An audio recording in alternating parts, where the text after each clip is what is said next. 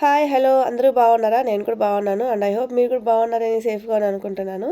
So welcome back to our channel Rekha మీ తెలుగమ్మాయి. సో మీకు ఇక్కడ ఒక మంచి క్రిస్పీ అండ్ టేస్టీ మినప అయితే చూపిస్తానండి. సో అందుకోసం ఫస్ట్ 2 అవర్స్ అయితే మనము మినపగుళ్ళు నానపెట్టుకోవాలి. సో నానిన తర్వాత మనం ఇలా మిక్సీ పట్టుకోవాలన్నమాట. కొంచెం కొంచెంగానే వాటర్ వేసి మిక్సీ పట్టుకోవాలి. అసలు వాటర్ చాలా తక్కువ వేసి మనమైతే మిక్సీ పట్టుకోవాలి. నేను చూపించిన విధంగా అయితే మనము మిక్సీ చేసుకోవాలి. సో తర్వాత స్టవ్ వెలిగించి బాండి పెట్టుకొని అందులో నూనె వేసుకొని సో ఇలా చెక్ చేసుకోవాలన్నమాట, కాగిందా లేదా అని కొంచెంగా వేసి నూనె కాగిన తర్వాత ఇంకా మనం వడలైతే వేయడం స్టార్ట్ చేసుకోవాలి.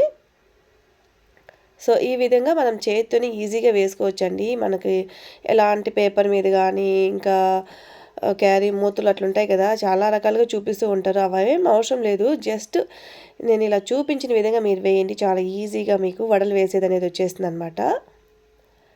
సో ఈ విధంగా మనమైతే సాల్ట్ యాడ్ చేసుకోవాలండి, అది అసలు మర్చిపోవద్దు. తగినంత సాల్ట్ వేసుకోవాలి. సోడా అస్సలు అవసరం లేదు. ఏం వేయలేదండి నేను ఇందులో, ఓన్లీ అల్లం ముక్క కొంచెం వేసాను అంతే.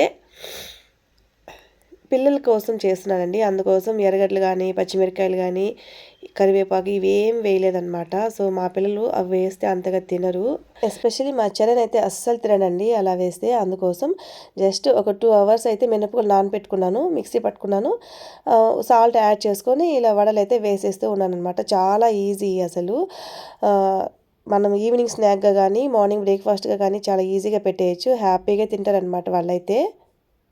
అయితే పిండి వచ్చేసి మనకు వడలు వేసేటప్పుడు చేతికి అంటుకుంటూ ఉంటుంది కదండి. సో అలా అంటుకోకుండా ఉండాలంటే వాటర్ కానీ మజ్జిగ కానీ మనం చేతి అద్ది తర్వాత మనం వడలు వేసామనుకోండి అంటుకోదండి. సో ఇలా గోల్డెన్ బ్రౌన్ కలర్ వచ్చే వరకు మనం అయితే వేయించుకుంటే సరిపోతుంది. చూసారు ఎంత బాగున్నాయో, ఆ కలర్ చూస్తుంటేనే తినాలనిపిస్తుంది కదా. సో ఇవైతే చరణ్ చాలా బాగా తింటాడు, అందుకోసం అని చేశానండి.